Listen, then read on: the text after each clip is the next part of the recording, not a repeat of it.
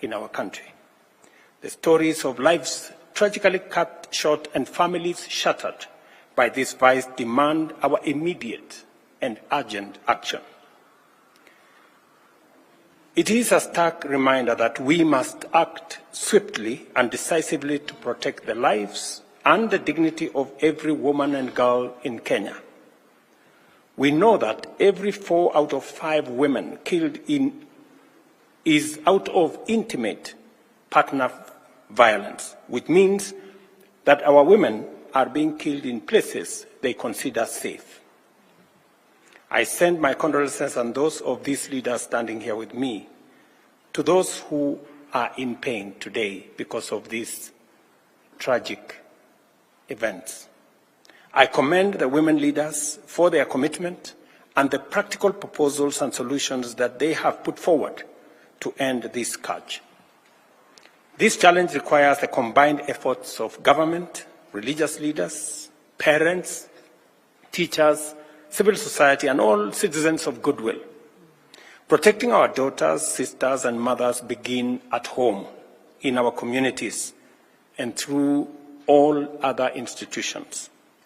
Let me reiterate that the government, in its women's agenda, is explicitly committed to ending all forms of violence. As leaders, we are united in the resolve to ensure that justice is swift and efficient.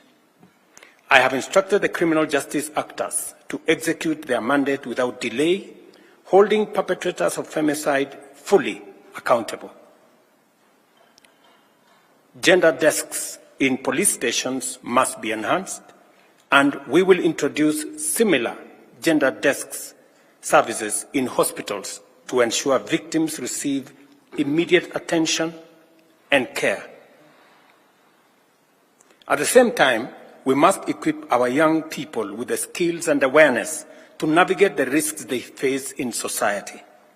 Social media has become a dangerous avenue for exploitation, and I urge our young people to treat strangers on these platforms with utmost caution. Parents, schools, churches, and community organizations must step up to provide life skills, counseling, and guidance to our young people. We urge religious leaders, too, to use their platforms to speak positively about women, women leadership, women engagement, and help congregations understand that women's rights are also human rights, creating a positive environment for women and our children. The government of Kenya is committed to ensuring that the structures that respond and support survivors do not re-victimize them. Matters psychological support and safe spaces for women and children are a priority in my office. Through the Women's Rights Advisor, we are launching a Safe Homes, Safe Space campaign during the 16 days of activism against gender-based violence that is going to start on the 25th of November. Our communities need education on the signs and causes of abuse and the resources available to victims. Awareness is a crucial step in prevention. We must increase awareness on the availability of safe spaces where victims can seek refuge, toll-free hotlines such as GBV 1195, Child Help 116, and the DCI anonymous reporting number 0800-722-203, and the counseling services in order to provide victims with the support they need to find protection.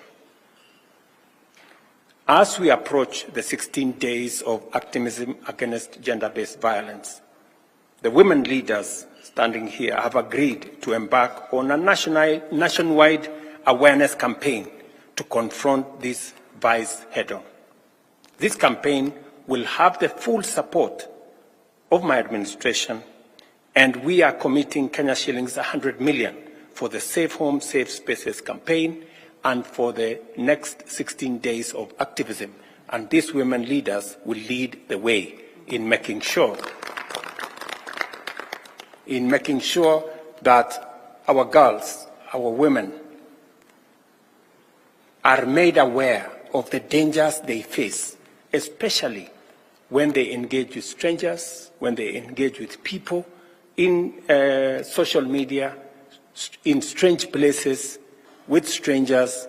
It endangers their lives and it weakens their ability to be able to extricate themselves.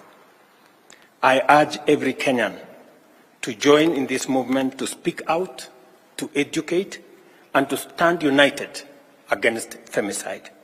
Finally, parents have a crucial role, and I say so as a parent of 4 girls myself. Be present and approachable for your children. Let us create homes where children feel safe, supported, and loved.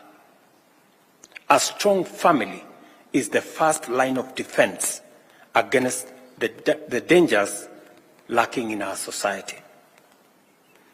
The women leaders and I stand united in declaring that femicide has no place in Kenya. Together, as a nation, through our concerted efforts, we shall eradicate this vice. We must be relentless in protecting the vulnerable in our midst and unwavering in our mission to create a society where every woman lives in safety, dignity, and freedom from fear.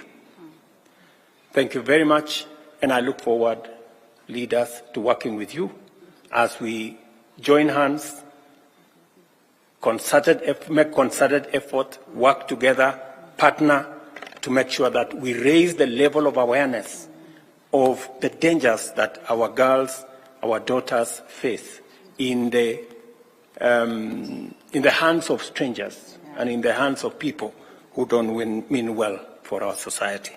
Thank you very much. Thank you.